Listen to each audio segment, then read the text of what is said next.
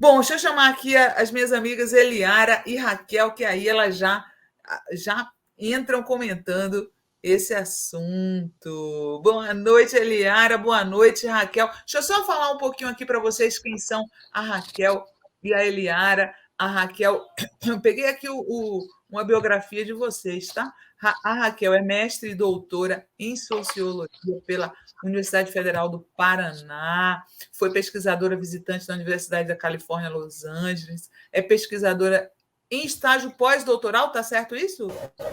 Isso aí.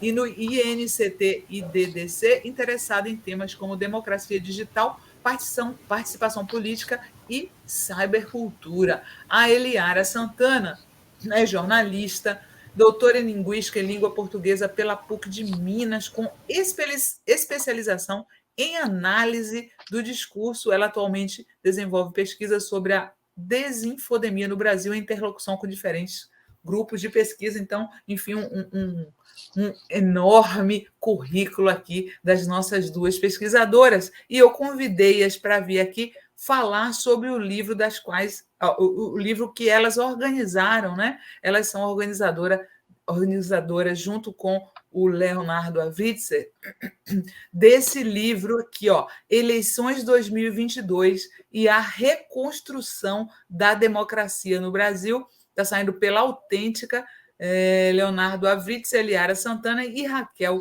Calai Bragato são organizadoras, tem vários artigos ajudando a gente a entender como que a democracia brasileira primeiro se deteriorou, né, e depois, com as eleições, está conseguindo aí, pelo visto, se recuperar, né? Raquel e Eliara, eu queria começar essa conversa com vocês puxando esse assunto aí da polarização. Vocês acham que os jornais têm razão quando falam que essa polarização entre o Bolsonaro e o Lula vai continuar? Ou eles estão apostando que essa polarização vai continuar? Começa? Boa noite, Sinara, querida Raquel, um prazer estar aqui com vocês. Eu estava acompanhando, Sinara, aí nos bastidores, a sua fala, né, sobre essa questão da polarização, e já me coçando para que o assunto continuasse, porque isso vem, né, desde nas eleições de 2018, né, a Folha de São Paulo começa com essa ideia, traz essa ideia, constrói essa ideia de polarização que não existe, né? Eu acho que nós podemos falar em polarização quando falamos de campos que se opõem no regime, no ambiente, numa disputa democrática. Bolsonaro não está nesse campo, né? Então, eu acho que é, no mínimo, desonesto quando os jornais colocam essa questão, trazem agora, neste momento, né, que Lula, como você lembrou muito bem, Lula está até conduzindo a discussão na guerra, né, em relação à guerra da Ucrânia. Então, não há espaço nenhum para se falar em polarização. Nós acompanhamos aí os ataques do 8 de janeiro, né, quando os grupos bolsonaristas e insuflados, sim, por Bolsonaro, por grupos ligados, né, todos os grupos ligados a Bolsonaro, protagonizaram aquilo que nós vimos lá em Brasília. Então, eu acho que é, no mínimo, desonesto quando a grande mídia traz esse tema, né, porque não existe polarização. De fato, não existe, e Lula, como você bem lembrou, não está nem respondendo mesmo às provocações. E Bolsonaro é muito interessante.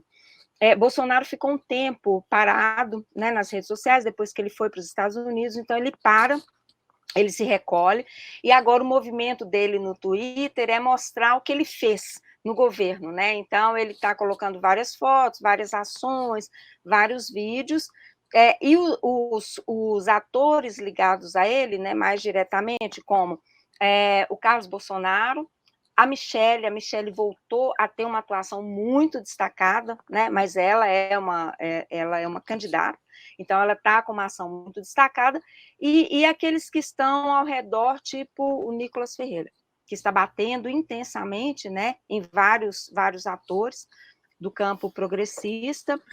Então, para mim, é no mínimo desonesto que esse tema, que esse assunto, dessa forma, seja colocado agora, né, neste momento, pela mídia. O que eu coloco é isso, né? Que eles falavam assim, interessa ao Lula a polarização. E eu pergunto, interessa ao Lula ou interessa à imprensa corporativa que continuar com essa história de polarização, né?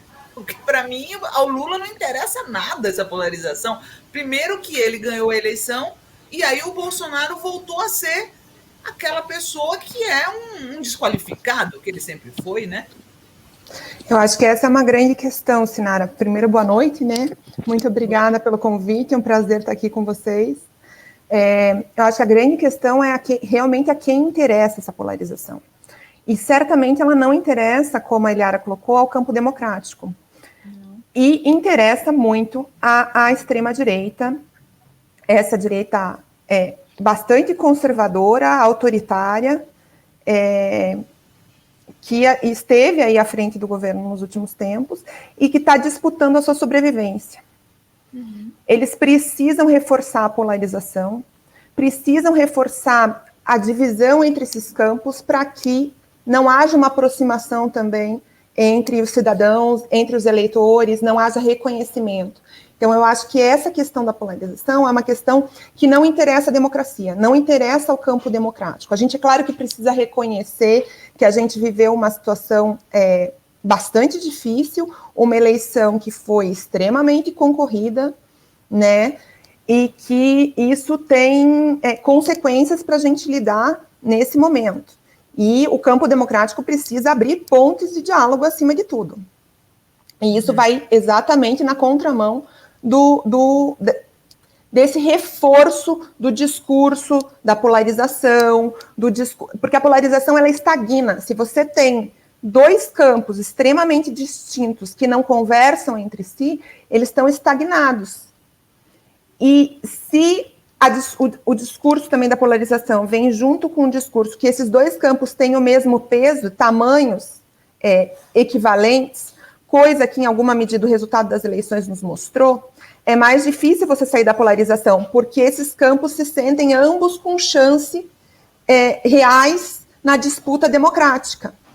Então, é evidente que reforçar esse discurso não interessa ao campo democrático. E o campo democrático não é só a esquerda.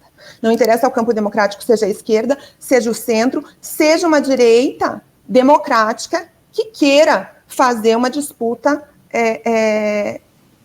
ideológica, né, de valores, concepção de mundo com o governo que hoje está aí posto, dentro da democracia, né? Olha o comentário aqui do Saulo Romano. Tentou-se criar na mídia uma falsa equivalência entre Bolsonaro e Lula e de pessoas que não são apoiadoras de nenhum dos dois, completa desonestidade intelectual. E eles continuam nessa, né? Como se o Lula fosse debater com vagabundo daqueles. Gente, eu fico muito indignada. Deixa eu perguntar uma coisa para vocês sobre o livro. A gente entrando aqui no livro, esse livro surge, é uma iniciativa do Observatório das Eleições, não é isso? Vocês ficaram o tempo inteiro acompanhando, já preparando esses artigos. Conta um pouquinho para a gente como é que surge essa iniciativa do livro. Posso ir, Eliara? Vai lá. O Observatório das Eleições... Depois vocês podem se alternar à vontade, como vocês quiserem, tá? Tá bem. O Observatório das Eleições ele é um projeto do Instituto Nacional de Ciência e Tecnologia, Democracia e Democratização da Comunicação, que é sediado na UFMG. Ele teve a primeira edição em 2018, cobrindo as eleições nacionais de 2018, a partir de contribuição de professores, pesquisadores, então gerando análise a partir de dado com evidência empírica. Em 2020, a gente fez o observatório para as eleições municipais. E em 2022, a gente ampliou o time, então, assim, é um grupo fixo bastante grande, que cobre todas as regiões do país, e que a gente conta contou com colaboradores de todos os estados também, e uma abordagem multidisciplinar, Sinara. Então, a gente tem cientistas políticos, a gente tem gente do direito, da comunicação, da sociologia, de diversas áreas, e com formações com especificidade temática bastante diferente também. Então, pesquisadores que trabalham com questões do meio ambiente, pesquisadores que trabalham com gênero, trabalham com raça, especializados em legislativo, justiça, várias áreas. O observatório, nessa última eleição, ele começou a atuar em agosto, e ele produziu artigos até novembro. A gente teve aí um total de 185 artigos publicados, com 80 autores, foram 57 instituições de pesquisa envolvidas, e 14 veículos parceiros, porque a gente fez uma rede também com veículos de imprensa, né, que auxiliaram a gerar divulgação, gerar impacto, fazer circular esse conteúdo todo. E a partir desse processo, então dessas análises, desse conjunto que foi produzido, a gente iniciou a produção do livro. O livro, é claro, que não conta com todas essas análises, a gente teve que fazer uma seleção, escolher algumas temáticas, mas ele traz um conjunto significativo dessas abordagens. Ele tem 4 partes, né, tratando aí de diferentes aspectos da disputa eleitoral, e a última parte é uma parte voltada um pouco pensando o futuro da democracia, os desafios que estão colocados para esse governo e para a democracia brasileira. E eu acho que é isso, né, Eliana? Eu quero ressaltar aqui que a produção foi em tempo recorde. Nós fizemos esse livro em 3 meses. Batemos o martelo, né, finalizamos com a finalização do segundo turno, então nós começamos a produção. Os artigos são artigos inéditos, a partir dos temas que já vinham sendo, né, discutidos, e enfim, e nós fechamos em fevereiro, né, que foi o lançamento em Brasília. Então, 3 meses aí para nós produzirmos tudo, para os autores produzirem os artigos, porque queríamos, de fato, né, Sinara, eu acho que é importante ressaltar isso, a partir da nossa produção no observatório, né, de todos os pesquisadores, como a Raquel explicou aqui muito bem, nós conseguimos visualizar o que foi, de fato, esse processo eleitoral de 2022, né, que foi um processo, de fato, muito diferente, um processo sui generis, e era muito importante colocar isso imediatamente para a sociedade, porque nós temos aí muitos desafios, nós temos um país a ser reconstruído, né, porque, de fato, o desastre ele foi muito grande, e precisávamos, então, dimensionar para a sociedade, de fato, o que foi esse processo, de fato, o que foi não só a eleição em si, né, o processo eleitoral, mas essa ação destrutiva do governo Bolsonaro e do bolsonarismo e do candidato Bolsonaro, né?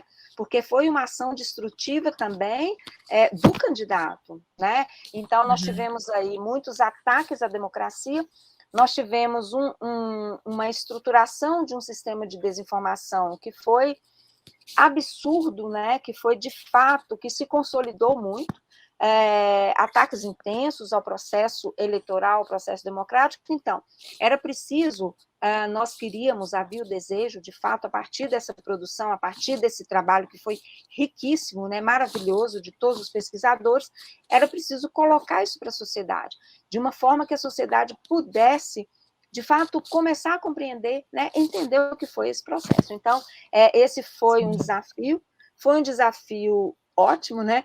Apesar de ter sido muito intenso, porque todos nós ficou bem condensado, né? O livrinho tem 240 páginas só, então, assim, para quem está interessado em entender o Brasil de 2022, 2023 e de antes, é fundamental. Sim, porque fazer um compêndio não ia ser muito produtivo, né? E acho que para as pessoas, menos interessante. Então, foi um esforço, né? As pessoas chegar nesse tamanho. Foi um esforço, exatamente.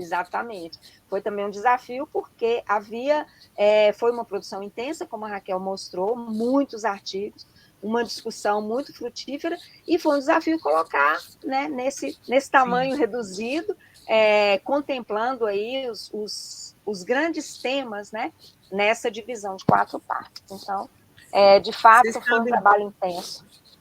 Vocês sabem que eu fico pensando... fala, Raquel. Não, ia fazer só uma observação que ainda que o tamanho seja reduzido, os artigos, eles têm em torno de 10 páginas, eles alcançam uma profundidade, assim, conseguem tocar, sabe, as questões. E para quem tiver interesse em conhecer o conjunto, achar que é pouco que está aqui, o site do Observatório segue no ar com todo esse material. Então, a gente tem um arcabouço lá, né, com todo esse Qual conjunto. Qual é o endereço do site do Observatório? É observatoriodaseleições.com.br. observatoriodaseleições.com.br, pessoal, se vocês quiserem saber mais, tá? Eu ia perguntar Sofremos alguns ataques hackers durante as eleições. Último breve comentário.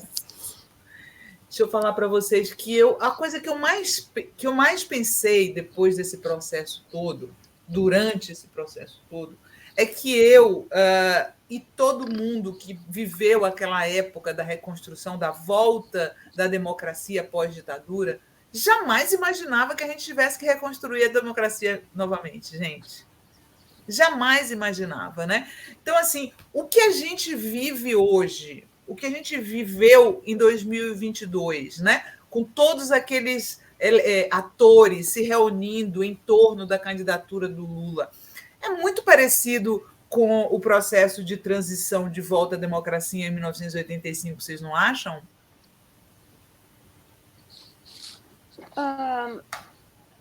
Eu não acompanhei assim tão de perto, né, aquele momento, acompanhei, mas, enfim, acho que sim, mas este momento, né, Sinara, como você disse, você que acompanhou muito de perto, viveu aquele momento. Eu era adolescente, né, na época, né? Mas a gente viu aquela conjuntura toda se formando, né? Se formando. Então, tinha Sarney, então, tinha Tancredo, tinham pessoas de direita, tinham pessoas de esquerda, tinham pessoas de centro se juntando para possibilitar o Brasil sair da ditadura militar.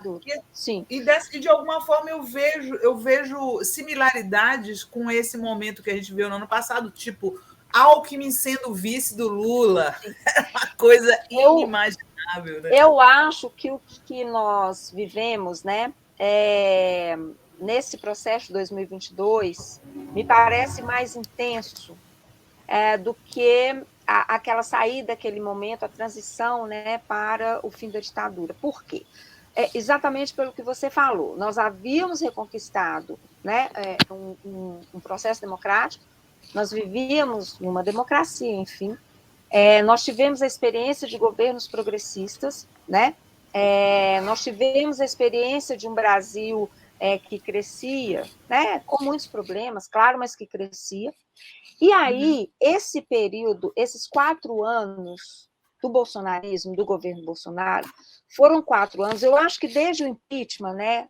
A gente vem vivendo começa lá no momento, né? Sim, desde o impeachment, né? Eu acho que a gente vem vivendo momentos assim de muito esgarçamento social, político, né? E de muita precarização, né? Eu diria assim, uma precarização da democracia mesmo, dos processos democráticos, e isso vai num crescendo, né? Então, a eleição de 18 ela já é uma eleição marcada pelas fake news, ela já é uma eleição marcada, né? Não adianta dizer que eram, né? Que aquilo não tinha peso, tinha sim, teve peso, sim. Aí nós temos o governo Bolsonaro, o começo do governo, a pandemia, então é um desastre após outro, depois de termos reconquistado a democracia. E, de fato, o que Bolsonaro promove, o desastre que ele promove, né, eu acho que é muito intenso. Por isso, todas essas forças, exatamente por isso, todas essas forças se veem impelidas a aderir à proposta de Lula, né? Porque, de fato, Lula era o único candidato capaz de derrotar Bolsonaro e o bolsonarismo, né? Depois de tudo que ele sofreu, né? Depois de toda a violência política de que ele foi vítima, né? E foi vítima, então Lula volta como esse nome, como essa figura, e as forças, então, eu acho que há esse alinhamento, essa costura, enfim, que foi extremamente positiva, como você disse, a Alckmin, né, vice, né, o Chuchu lá compondo a chapa, enfim, muito bem, né, adorando, achando aquilo muito divertido, achando o comício uma maravilha, enfim, curtindo a coisa toda. E aí eu acho que um outro momento muito marcante o 8 de janeiro. Acho que o 8 de janeiro também é um momento muito marcante. Nesse alinhamento, eu acho que para mostrar ou ressaltar a força, a consolidação desse alinhamento, né, que não foi aí um alinhamento apenas eleitoral, porque é preciso reconstruir. O Brasil está, de fato, no estado tenebroso. Nós estamos vendo Eu queria que você aí... avançasse mais, vocês duas avançassem mais no 8 de janeiro. Vocês acham que sem essa costura, então, o 8 de janeiro teria sido mais complicado? Como é que vocês avaliam, dentro dessa reconstrução da democracia, a tentativa de golpe no 8 de janeiro? Eu acho tão difícil fazer previsão. As últimas previsões, assim, nós, cientistas políticos, a gente não tem acertado muito as últimas previsões, né? Quando eu penso 2013, a gente olhava para 2013 e você achava que aquelas manifestações iam desembocar, né, e ter a sequência de acontecimentos que aconteceram. Eu não imaginava que a Dilma ia sofrer o impeachment, ia sofrer o golpe. Achei que a gente tinha uma democracia sólida, que ia sobreviver àquilo, ia conseguir dar uma resposta institucional. A gente teve uma série de acontecimentos, e com o acaso também, né? Acho que o acaso foi muito importante no roteiro Brasil aí nos últimos anos. Veja a facada de Bolsonaro, o quanto ela é decisiva para a eleição dele, né? Enfim, a gente tem uma conjuntura, uma série de fatores. Eu acho que o que chama a atenção um pouco, assim, se a gente olhar alguns dados, a gente desde 2018, o INCT realiza uma rodada anual de uma pesquisa sobre comportamento político, confiança nas instituições, chamada Cara da Democracia. Essa pesquisa ela vinha mostrando índices preocupantes em relação à confiança nas instituições, em relação à defesa da democracia, né? Tem uma pergunta que se faz anualmente sobre em que condições é aceitável um golpe de Estado.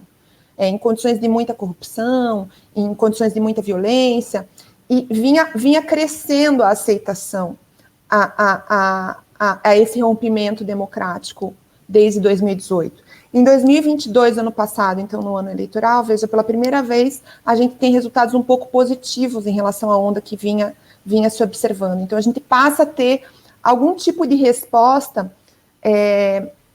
não das instituições, aqui a gente está analisando a percepção e os valores da população, do cidadão e da cidadã. Então, você passa a ter não é assim uma inflexão, mas números um pouco melhores. Eu acho que se a gente analisa esses números em conjunto com alguns fatos que aconteceram em 2022, eles ganham ainda mais importância e ainda mais peso, porque em 2022 a gente teve um pedido de auditoria das urnas pelo Exército, por exemplo. Isso é evidente que é uma ação para minar a credibilidade da democracia e do voto. Não há nada na democracia mais fundante do que o exercício ao voto. E mesmo com ações desse tipo, por exemplo, os números eles melhoraram um pouco no ano passado. Eu acho que isso é uma coisa significativa. Eu acho que a Frente Democrática, né, que, enfim, não levou esse nome, mas essa grande articulação a favor da candidatura do Lula como uma resposta do campo democrático, né, acionando, inclusive, o centro, em alguma medida centro-direita, enfim, foi importante também.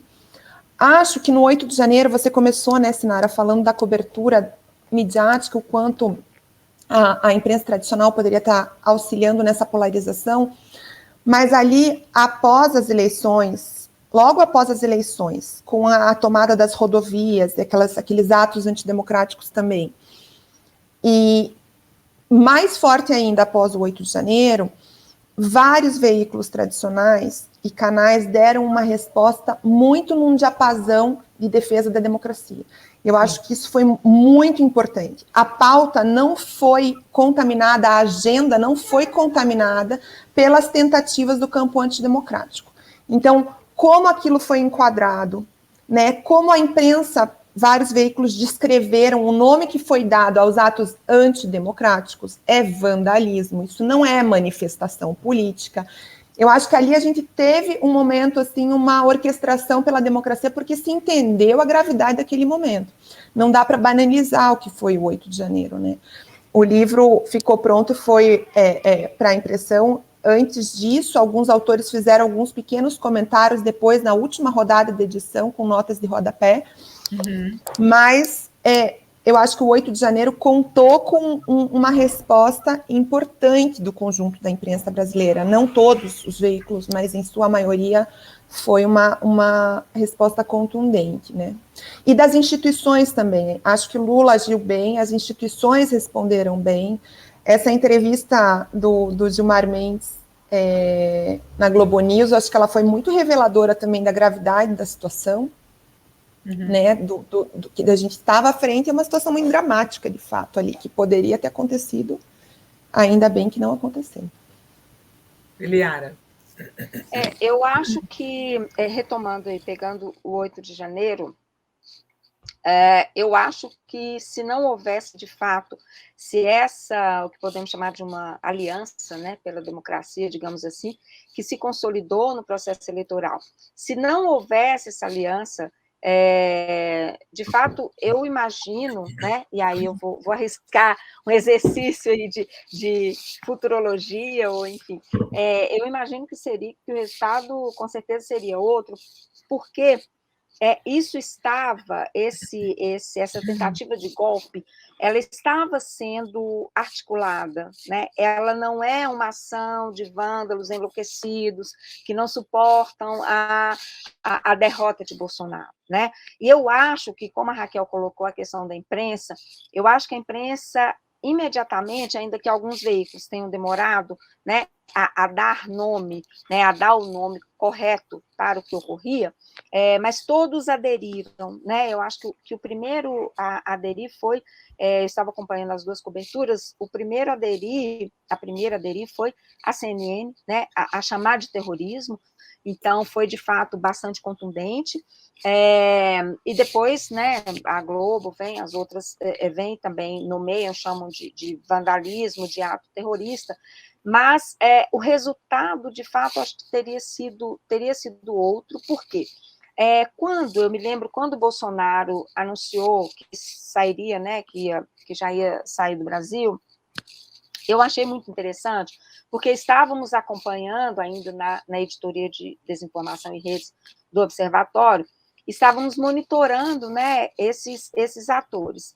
E eles desaparecem das redes sociais, eles não têm mais a ação efetiva que vinham tendo, enfim, e começam, e Bolsonaro, né, Carlos Bolsonaro, Flávio, Michele, eles começam a colocar vídeos, mensagens, né, a Michele muito no tom religioso, né, ela resgata, ela traz isso de volta, e Bolsonaro relembrando o que foi feito, Carlos Bolsonaro também.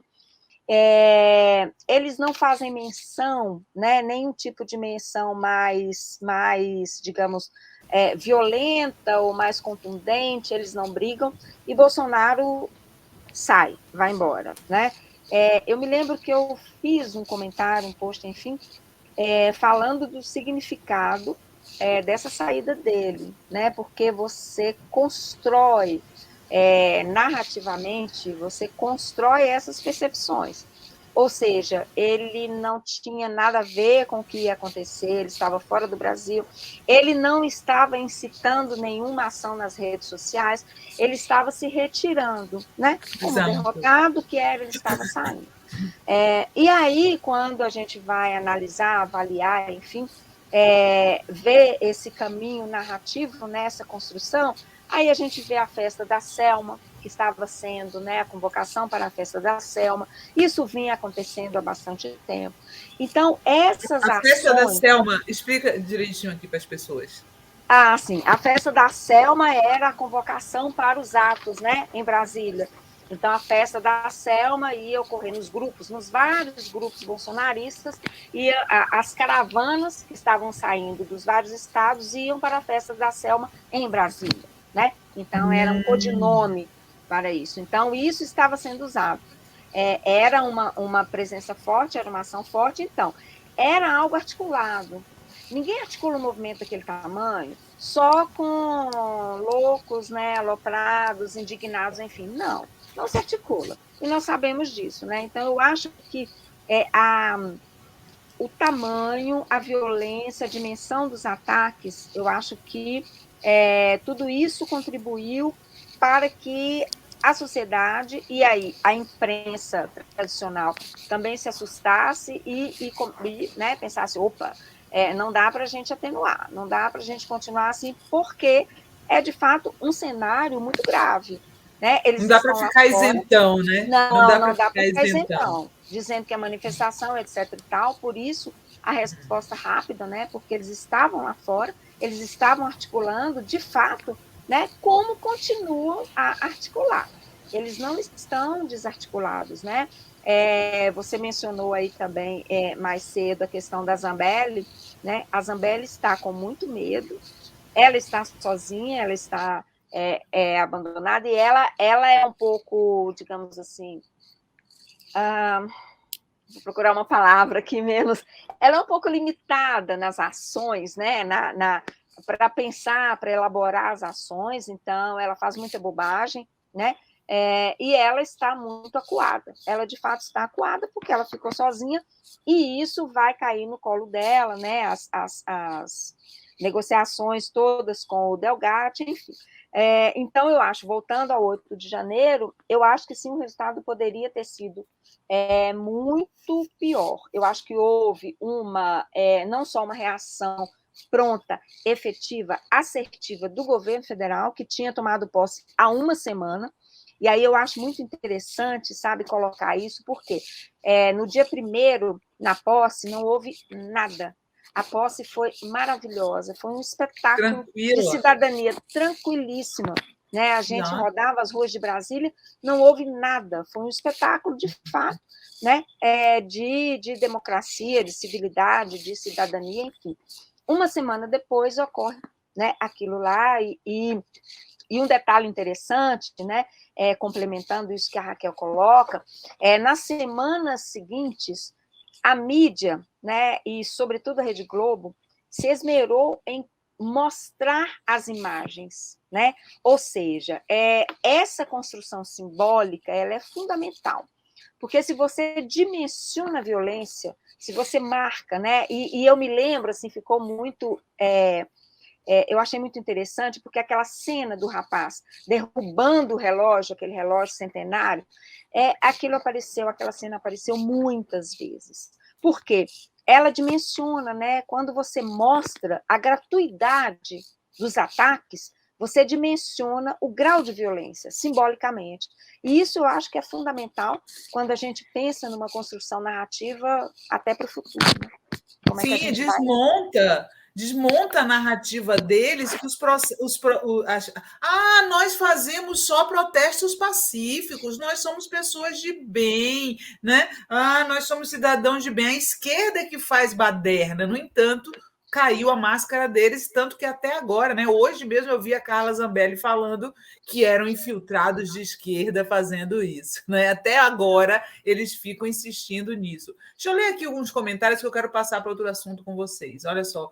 Progressista BR, Raquel, uma pena que a esquerda sempre manteve o mantra de que as instituições estavam funcionando. E, na verdade, o golpe 16 veio com o Supremo com tudo, como disse Romero Jucá. Gustavo Ribeiro manda o superchat e fala: genocida e sua quadrilha não podem ficar impunes. Justiça fala: concordo plenamente. Justiça justa, tudo vai ser esclarecido. Gratidão. Progressista BR fala: Selma foi para Comé e os Selmos para Papuda. A Selma e os Selmos. A do vídeo do Alacunha, acabei de ouvir em outro canal que tinha terroristas sendo treinados com armas de longo alcance para matar Lula no dia da posse. Que coisa horrível, né, gente? Pelo amor de Deus. Eu queria entrar, antes da gente entrar no Alexandre de Moraes, aqui o tempo corre rápido, viu? Antes de entrar no assunto do Alexandre de Moraes, que eu quero muito que vocês comentem, eu queria entrar primeiro no assunto. Em 2018, houve todo tipo de fake news, né? Impunemente. A mamadeira de piroca, o kit gay que foi mostrado no Jornal Nacional, o kit gay que não existe. Vocês acham que, em comparação com 2022, houve uma resposta mais dura às fake news do bolsonarismo? Ou as fake news deixaram de ter tanta influência assim sobre o eleitorado? Está sem som, Raquel. Opa, talvez uma combinação, né, de ambas as coisas. Resta saber em que medida cada uma. É evidente que houve muita fake news. A Eliara, inclusive, coordenou junto com a Marisa Von Bulow a editoria de desinformação. Ela fala, né, desse termo ecossistema da desinformação. Né? Um ambiente ali como se fosse muito bem pensado, né? Um mundinho. Muito bem pensado, com uma lógica não só de produção, de investigação, com uma produção específica para públicos determinados, né? Então a linguagem se adapta a depender de cada público, mas com uma lógica de distribuição. Eu acho que aí tem uma questão chave, assim, eles conseguem distribuir muito bem o material, assim, continuaram operando em alta, e os dados mostram que, assim, houve uma resposta do campo democrático, mas ainda estão à frente, ainda estão na frente em como operam e como lidam com esse ecossistema. Afinal, eles têm também alguns anos aí que eles conseguiram acumular, né? Essa expertise, né, Raquel? A gente não tem a expertise das redes que eles têm, a gente tem que reconhecer, né? Eles começaram antes, eles viram antes o potencial das redes para disseminar desinformação, para disseminar golpismo, para disseminar todo tipo de coisa. Eu acho que a gente se iludiu mais em relação às redes. Sabe? E Bolsonaro dependia disso para se eleger, né? Vamos lembrar quem era Bolsonaro e com qual partido ele concorreu às eleições de 2018. Ele não tinha tempo de TV, ele não tinha apoio no Congresso, ele não tinha o tamanho que teve com o PL agora. Então ele tinha menos fundo partidário, ele tinha menos dinheiro, ele tinha menos tempo de TV, ele tinha menos tudo do que tradicionalmente foi o repertório fundamental para ganhar uma eleição. Tiveram que organizar um sistema, né, esse ambiente para fazer circular, criar e circular desinformação. E fizeram isso com bastante expertise em 2018, mantiveram isso funcionando para dar respostas que eles não conseguiam alcançar a mídia tradicional, dar respostas e criar, né, essas teses e essas ideias que vão desde o terraplanismo até as questões que passaram pela vacina, por exemplo. Então, usaram isso amplamente, essas redes, durante toda a pandemia, como um ambiente, de fato, para gerar contra-argumentos ao que estava na esfera publicada, digamos assim, nos grandes veículos. E isso é muito problemático porque isso vai erodindo a possibilidade de diálogo e contra-argumento, uma vez que quem não está nesses grupos sequer sabe exatamente quais são os argumentos, quais são os valores que estão sendo acionados, como que é enquadrado certas coisas. Para a gente um delírio, assim, um delírio completo, quando a gente toma conhecimento a partir desses monitoramentos, e é evidente que a academia tem se dedicado a isso, as demais forças partidárias também têm feito esse esforço, né, de tentar monitorar esses grupos para conseguir também criar pontes de diálogo. Eu acho que isso, houve uma resposta, e a Eliara pode falar sobre isso muito bem, houve uma resposta significativa, acho que a esquerda se articulou muito melhor em 2022, criando peças, pensando na distribuição, articulando também os influenciadores digitais, né? Houve alguns esforços nesse sentido. A Janja segue fazendo esforços nesse sentido, né? Teve há pouco uma reunião também com influenciadores no Palácio. Então, entendendo que as mídias digitais são um ambiente importante, acho que teve, do ponto de vista do judiciário, também um esforço de garantir compromissos mínimos das plataformas.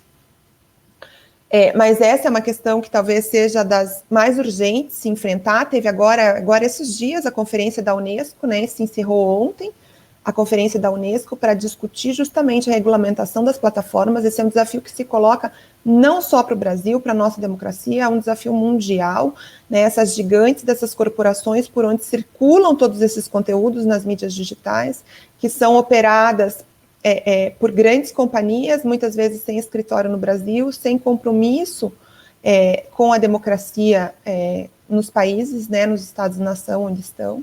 Então, essa é uma questão que foi criada, inclusive, a Secretaria de Políticas Digitais dentro da SECOM, para acompanhar esse debate da regulamentação das plataformas, né, entre outras questões.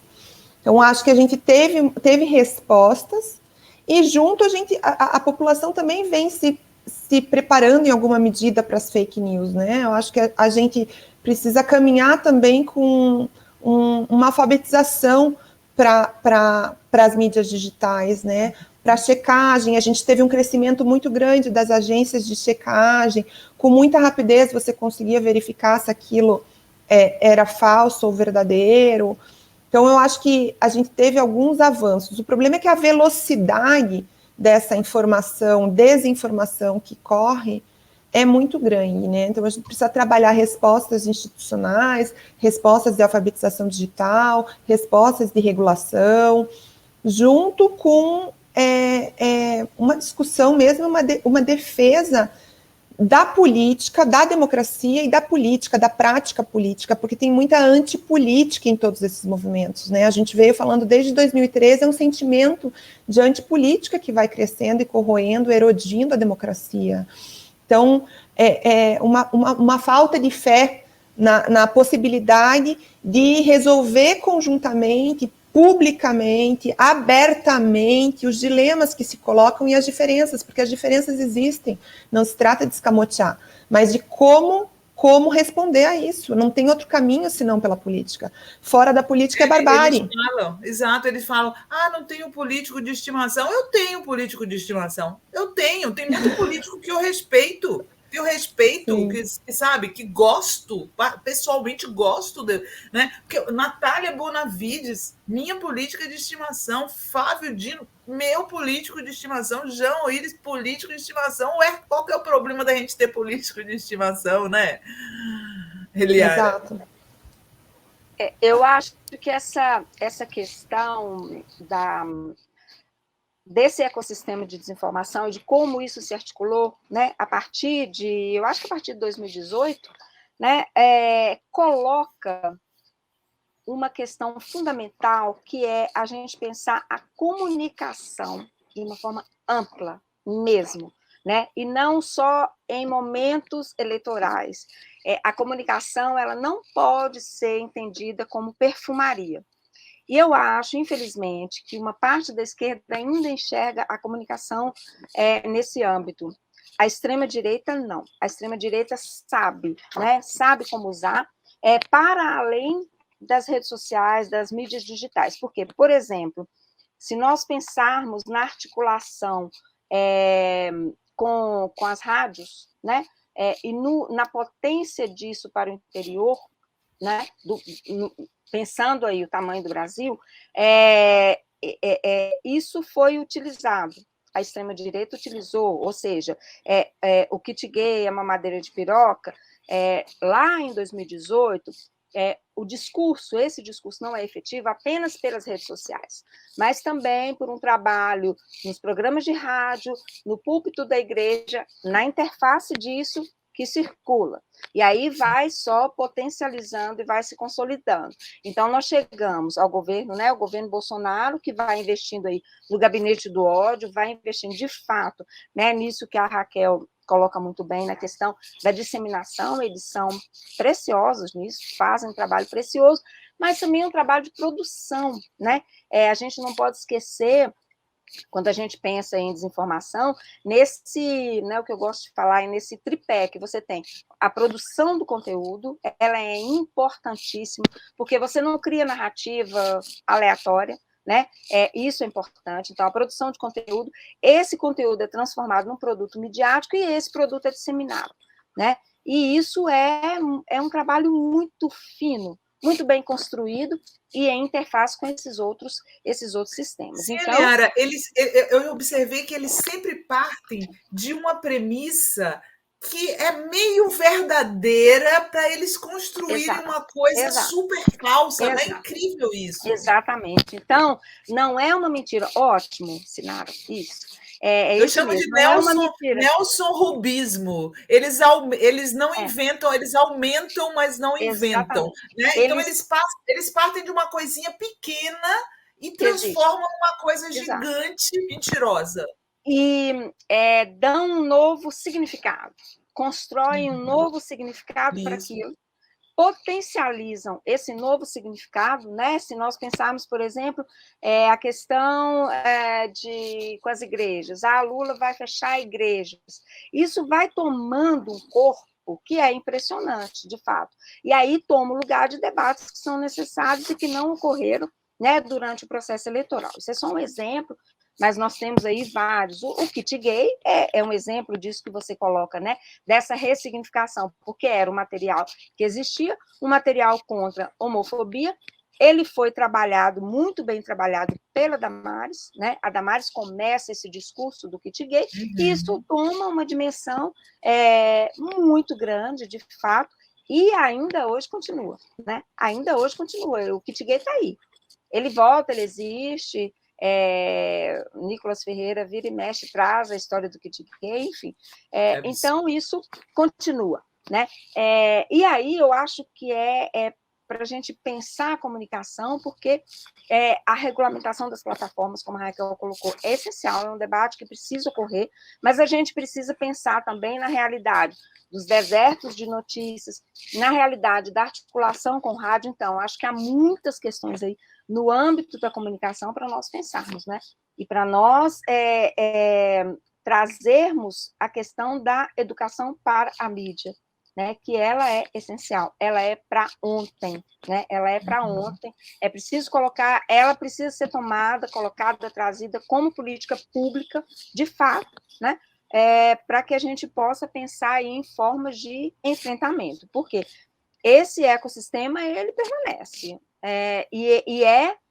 é uma articulação não só do Brasil. O Brasil foi, de fato, um celeiro de desinformação, um laboratório, né, de desinformação, de fato, mas existe uma articulação que ela é internacional, né? A gente pega aí a Índia, né, com o MOD, é também um cenário horroroso. Os Estados Unidos com Trump também é um cenário horroroso, né? A Itália. Então, a gente precisa pensar aí nessa articulação. E Bolsonaro não está nos Estados Unidos à toa, né? Ele não está só passeando e conversando na igreja, né? Ele está, de fato, fazendo articulação, sim, claro. Então, a gente precisa, né? Acho que há várias questões aí no cenário macro, né, para nós pensarmos. Eu queria entrar na questão do Alexandre, né? Só lembrando aqui, quando o Lula é diplomado presidente, ele fala o seguinte aqui, ó. Ele fala o seguinte, até separei aqui o discurso do Lula. Poucas vezes na história recente deste país a democracia esteve tão ameaçada, né? E aí ele faz um elogio ao TSE, ao Supremo Tribunal Federal. Além da sabedoria do povo brasileiro, que escolheu o amor em vez do ódio, a verdade em vez da mentira e a democracia em vez do arbítrio, quero destacar a coragem do Supremo Tribunal Federal e do Tribunal Superior Eleitoral, que enfrentaram toda sorte de ofensas, ameaças e agressões para fazer valer a soberania do voto popular. Cumprimento cada ministro e cada ministro do STF e do TSE pela firmeza na defesa da democracia e da lisura do processo eleitoral nesses tempos tão difíceis. A história há de reconhecer sua coerência e fidelidade à Constituição. Quero fazer uma pergunta polêmica para vocês. Tem gente que acha que, diante da situação que o Brasil vivia, houve, por parte do ministro Alexandre de Moraes, uma certa tomada de posição anti-Bolsonaro. Vocês acham que isso aconteceu de fato? Quem vai na resposta polêmica? Olha, eu vou exaltar a atuação do ministro, né? Eu acho que Alexandre de Moraes foi fundamental nesse processo, não tenho dúvida. Fosse outro ministro, eu não sei se nós estaríamos aqui felizes, né, discutindo tanto assunto importante. De fato, ele teve um papel fundamental. Eu acho que ele se posiciona, sim, contra esse arcabouço bolsonarista né? Ele fala que a desinformação corrói a democracia. O inquérito das milícias digitais é uma peça maravilhosa. Ele descreve ali todo o ecossistema, né? Aquilo ali está pontuado, está marcado, está mapeado. Então, de fato, não sei se um posicionamento contra Bolsonaro, mas eu acho que, de fato, um posicionamento contra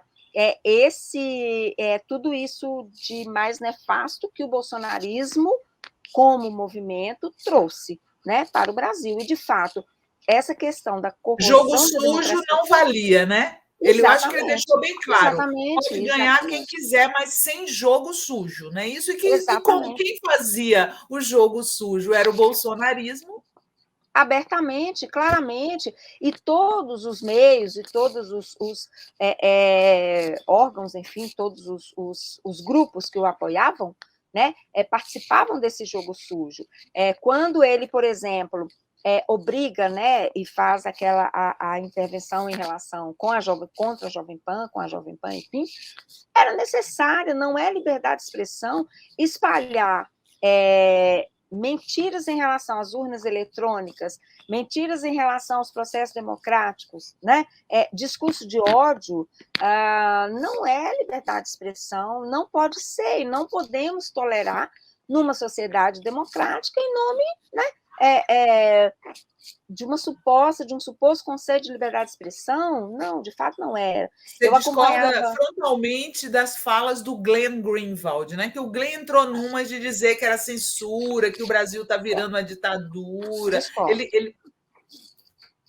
Discordo porque era um momento, né, de novo, aquela ideia, e eu acho que houve um comentário aí muito importante, dessa falsa equivalência.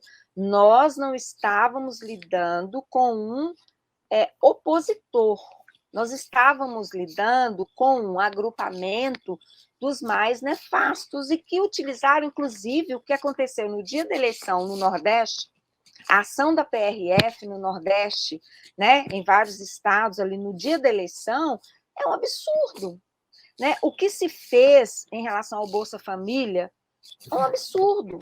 Então, os ataques, eles eram muito claros. Nós não estamos aqui debatendo, nós não estamos num jogo democrático de opositores, né? Jair Bolsonaro não é exatamente um opositor.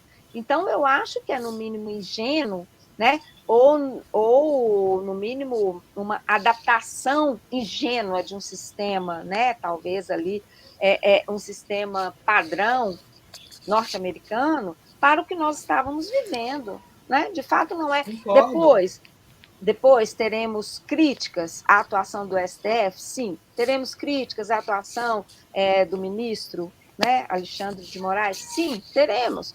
Mas, naquele momento, a ação dele foi fundamental, né? Foi fundamental, não tenho dúvida, e foi assertiva, e foi no momento certo, né? E ele, de fato, consegue enquadrar ou consegue trazer à tona a questão das milícias digitais, né? O gabinete do ódio, que atuou livremente durante a pandemia.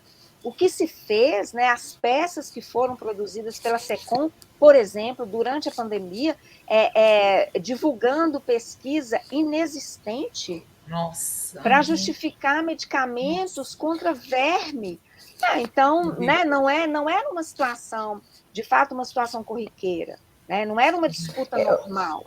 Né? Então... Eu acho muito importante isso que você está falando, Eliara. Eu acho que é importante a gente fazer esse esforço de nomear mesmo, dar o nome às coisas, porque a gente falou bastante dessa estratégia de desinformação e do quanto ela é fina e burilada, e eu acho que ela é tudo isso, ela é especializada, ela é profissionalizada, tem muito dinheiro envolvido, mas quem está fazendo isso são crimes de informação que estão acontecendo, porque isso não é informação. Então, acho que a gente precisa dar um nome a essas ações. São ações criminosas que acontecem. Essas pessoas estão dispostas a construir qualquer tipo de narrativa, a usar qualquer tipo de retórica para viabilizar um projeto de poder, e um projeto de poder que não é democrático. Então, você responder a isso no campo democrático significa muitas vezes retirar conteúdo do ar. E retirar conteúdo do ar não é necessariamente censura, gente. Censura é outra coisa. Isso é controle social. Se você diz uma coisa que é uma mentira, você tem que responder por aquilo. Não é só retirar do ar, é dar espaço para a resposta e é responder criminalmente por isso. Eu acho que a gente ainda está num processo, e eu quero ver como vão se desenvolver esse processo daqui para frente, porque a gente lida com uma questão que está muito no limite da democracia, efetivamente, entre liberdade de expressão, né, e controle social. A liberdade de expressão ela é fundamental para a democracia, mas há limites à liberdade de expressão. Até onde ela pode ir? Então, acho que a gente tem aí questões ainda a descobrir, principalmente pelos responsáveis e financiadores de todo esse esquema, né?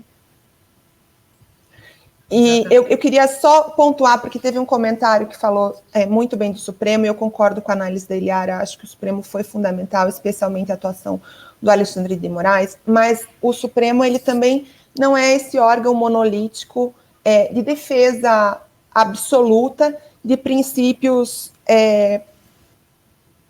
democráticos, ao menos no meu entendimento. Vamos lembrar que o Supremo, há cerca de 10 anos, veio a discutir a questão da lei da anistia e a quem ela era aplicável. E foram só 2 votos entendendo que os militares tinham que ser punidos pelos crimes de terrorismo de Estado que foram cometidos durante a ditadura militar. Então, assim, eu acho que a gente tem que louvar a atuação do Supremo nesse momento, e ele foi fundamental, um bastião muito importante para assegurar condições mínimas, e que ainda assim foram muito desfavoráveis ao Lula, que estava enfrentando a máquina pública, estava enfrentando o orçamento secreto, estava enfrentando, né, uma situação extremamente desigual. A gente não tinha uma condição igual de disputa.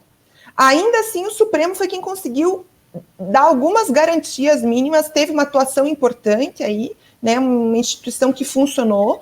Uma espécie de meia-culpa, né, Raquel? Porque eles tinham culpa no cartório também, né? Teve até alguém que lembrou aqui com o Supremo com tudo. Então, assim, o Supremo participou do golpe contra a Dilma, participou da prisão do Lula, né? A gente não esquece, né, gente? A gente não esquece. Não esquece.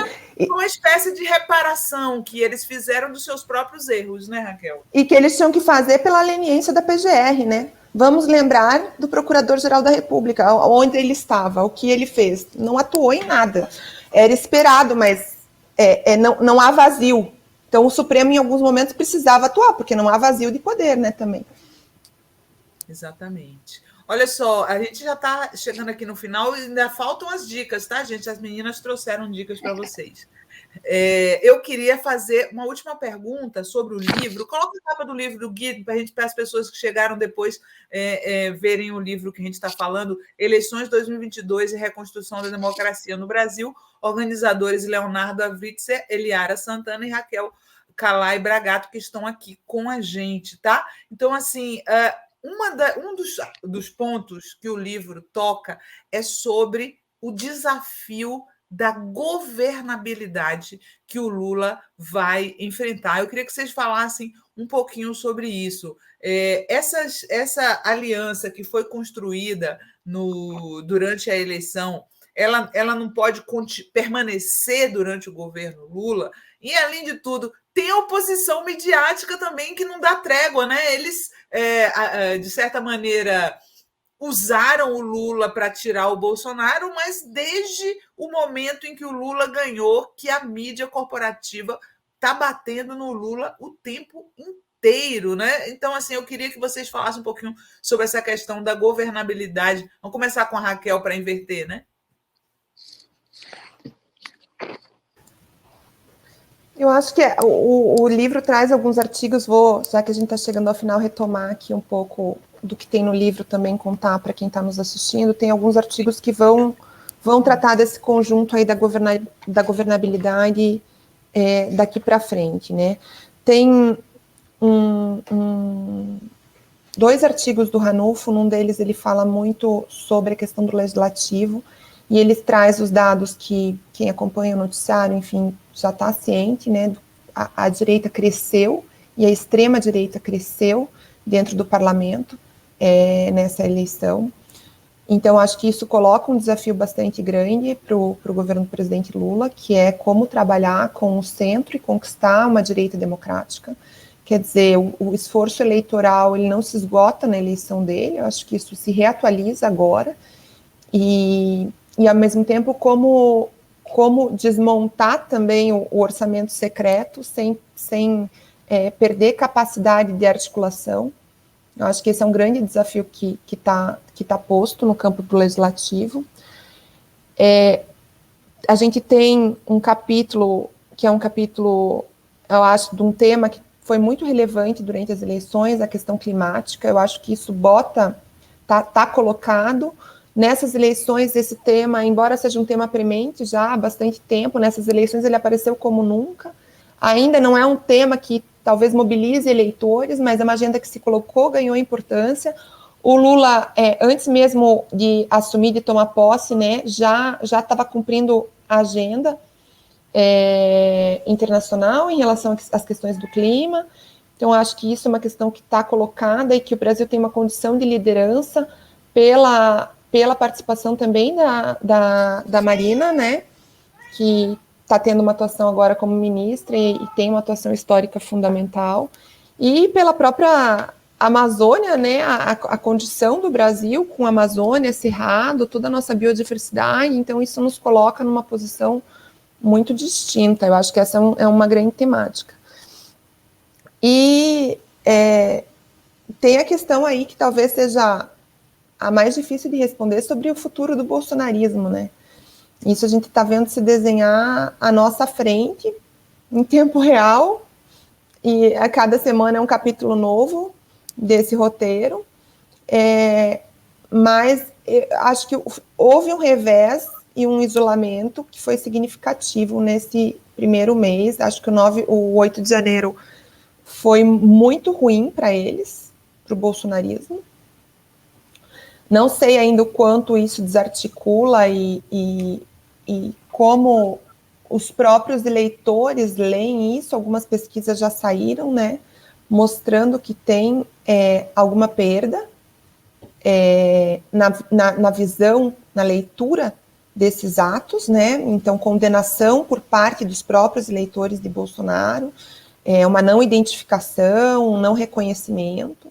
Então, acho que realmente eles sangraram um pouco, mas a questão é entender o quanto isso é decisivo para seguir apoiando ou não. Às vezes a questão não é apenas se sangra, mas pode sangrar, mas isso, você pode não apoiar, mas isso não ser prioritário na hora da sua escolha eleitoral, por exemplo, da sua escolha de lado. Então, acho que a gente tem aí alguns capítulos para se desenharem, né? Sim. Eliara. Pegando o gancho aqui da Raquel, né, eu acho na questão dos desafios, e aí já pegando o futuro do bolsonarismo, né, o que a gente pode esperar, eu acho que primeiro um aspecto importante é em relação a esse Congresso que é novamente tenebroso, né? Então, como é que as pautas mais progressistas vão transitar ali dentro? Porque, de fato, é um Congresso tenebroso. Então, essa articulação, né, e Lula é um exímio articulador, mas isso vai esbarrar, por exemplo, nas pautas, digamos, nas pautas morais, né, na questão de valores. Com certeza vai esbarrar. Com esse Congresso, né, que foi eleito, isso é um ponto. Agora, me chama muito a atenção, e aí eu já entro na questão da mídia, os primeiros 45 dias, né, como disse a Miriam Leitão, quase, né, vibrando, os primeiros 45 dias de Lula nem parecem 45 dias, parece muito mais, como ela disse, né, no programa, comentando, né, os primeiros momentos aí do governo, porque, de fato, o governo Lula tem ações muito, muito, muito assertivas, né, e muito importantes, né, como a Raquel lembrou, a pauta do meio ambiente. Então, o governo traz essa pauta de uma forma muito marcante. Então, o mundo, né, se volta para ouvir o que o Lula, né, tem a dizer, o que a Marina tem a dizer, o que a Marina Silva tem a dizer em relação ao meio ambiente. Acho que há uma ação muito assertiva e importante em relação aos Yanomamis, ao garimpo ilegal, né, de fato. Agora, essa questão da guerra na Ucrânia vai ser uma questão interessante, né? Quer dizer, o Brasil, que estava alijado, que estava afastado, ninguém queria ouvir falar do Brasil, agora o Brasil conduz essa discussão, no sentido de colocar fim a essa guerra que já dura mais de um ano, né? E aí eu entro na questão da mídia, porque eu acho que temos, Sinara e Raquel, pelo menos por hora, dois movimentos midiáticos. Acho que é um grupo, né, da mídia tradicional que adere de fato, né, ao governo, às ações do governo, e aí eu acho que as jornalistas, né, da Globo News são exemplos ótimos, né, porque, de fato, elas estão eufóricas. Há dias que é muito interessante ver, né, os jornais, porque elas estão eufóricas, de fato, né? Então, acho que há esse movimento, esse realinhamento da Rede Globo, e aí, por favor, não acho que eles são melhores amigos, não acho que a Rede Globo é a grande companheira, nada disso, mas há um realinhamento, que é um realinhamento mesmo de sobrevivência até simbólica, né? O que ocorreu foi péssimo. E existe ali a realidade dos jornais paulistas, né?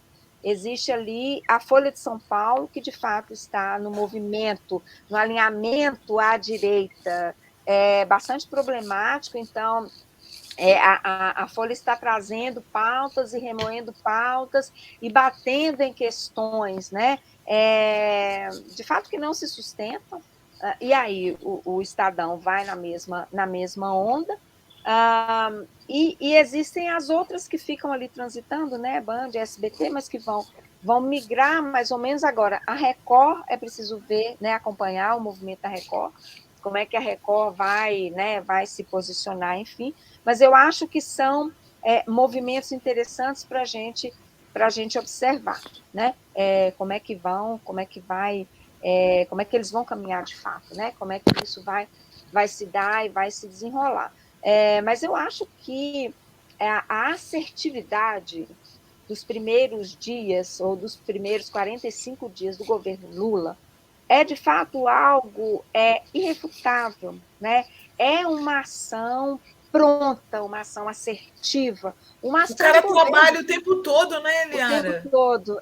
Eu queria saber qual é o elixir dele, queria muito saber qual é o elixir do Lula, porque é de fato impressionante, impressionante, né? Ele sai do Carnaval de Salvador e imediatamente já está lá no litoral norte de São Paulo, sim, né? E pegando na mão do Tarcísio, tentando ali dar o braço para o prefeito de São Sebastião, enfim. É, de fato, uma assertividade incrível, impressionante, né? Emocionante. Eu vejo enquanto o outro era preguiçosão, só ficava lá, né, coçando. O Lula já se mexeu como o Bolsonaro não fez em 4 anos. Essa é a verdade. Exatamente. É um animal político, né? No melhor sentido do termo, no melhor sentido possível, assim. Trabalhador, viu, Raquel? Trabalhador. Um homem trabalhador, né? Que, aliás, até subverte a história de que o nordestino não é trabalhador. Enquanto o Lula trabalha, o Bolsonaro, que é paulista, só ficava coçando. Porque ele está no Rio, mas ele é de São Paulo. Exatamente.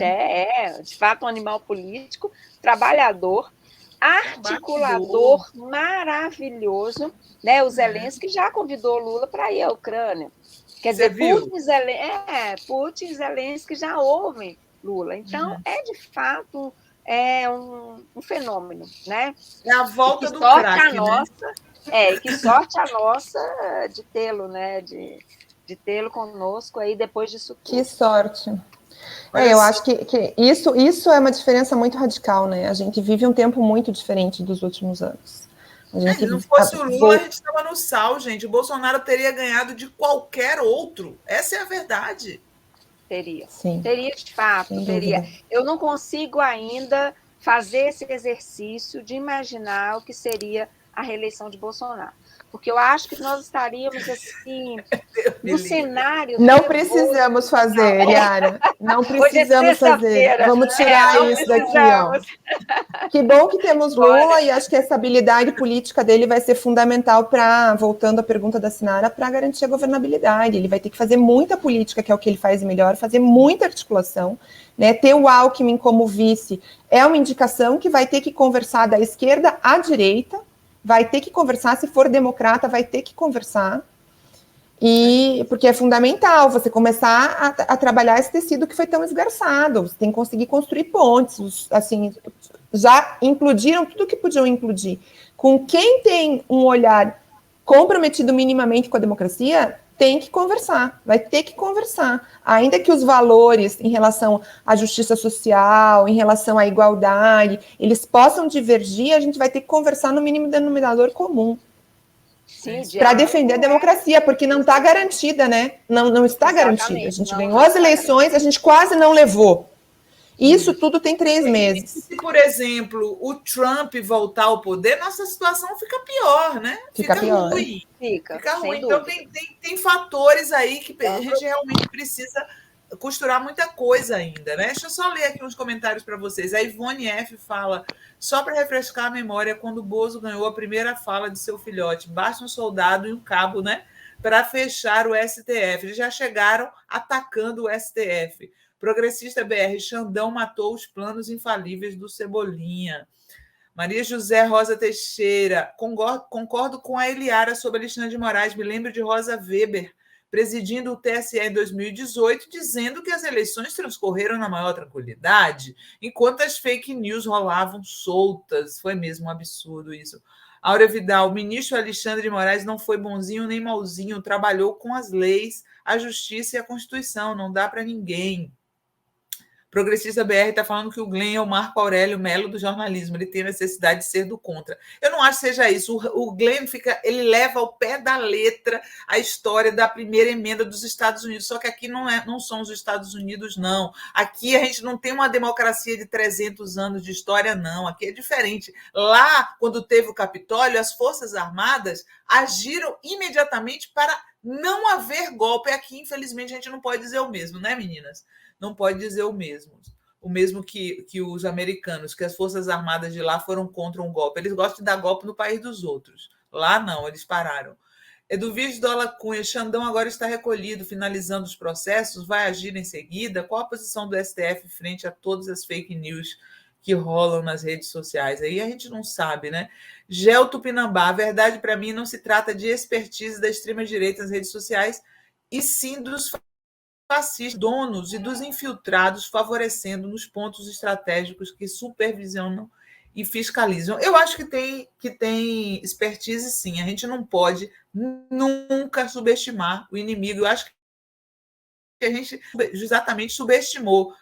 Eu mesmo falava, o Bolsonaro é burro. Esse pessoal de burro não tem nada, gente. Tem não, ele é tosco. Burro ele não é, não. Quem me abriu os olhos para isso foi o Lula, quando estava preso e falou assim, ó, gente burra não ganha eleição, não, para presidente da República, não, gente. Me diz aí um burro que foi eleito presidente da República. Não tem, né? Não tem. Bom, olha só, a gente está chegando no final aqui da nossa conversa, poderíamos ficar horas conversando com a Raquel e a Eliara, que está uma delícia o papo, né? Mas a gente já até ultrapassou o nosso horário, e vocês sabem que todo mundo que vem aqui no programão, nosso programa de sexta, traz dicas culturais para vocês. As meninas mandaram várias dicas, eu escolhi uma de cada uma. A da Eliara é o livro 10 Mulheres, coloca a capa aí aqui para mim, da Marcela Serrano, e eu queria que a Eliara dissesse por que ela escolheu esse livro para indicar para vocês. Olha, antes de tudo, eu vou dizer a vocês que essa capa ela não contribui. porque é uma capa que a gente bate o olho e fala, nossa, a Eliara indicou um livro de autoajuda. Não, não é, definitivamente, esqueçam a capa, é uma capa infeliz, porque esse livro é maravilhoso, ele traz um recorte, são 10 histórias de 10 mulheres, né? E traz um recorte do mundo feminino que é maravilhoso. Eu recomendo demais, eu ganhei de uma amiga, e eu olhei, né? Eu abri o presente, olhei a capa, e ela falou a mesma coisa, não é autoajuda, calma, pode ler, porque você vai adorar. Então, de fato, a Marcela Serrano, chilena, né? E o livro é sensacional. Eu já dei ele de presente várias vezes, e vocês não vão se arrepender. Esqueçam a capa, tá? E mergulhem aí na história das 10 mulheres. E a dica da Raquel, que tem tudo a ver com esse tema, é uma série chamada The West Wing, que fala justamente sobre o centro do poder nos Estados Unidos. Por que você indicou essa série para o pessoal, Raquel? Sinara, eu estava pensando qual das 3 que eu tinha passado você ia recuperar. Essa denuncia a idade da pessoa. Essa de 99 é uma série antiguinha, né? Eu ia dizer dos anos 2000.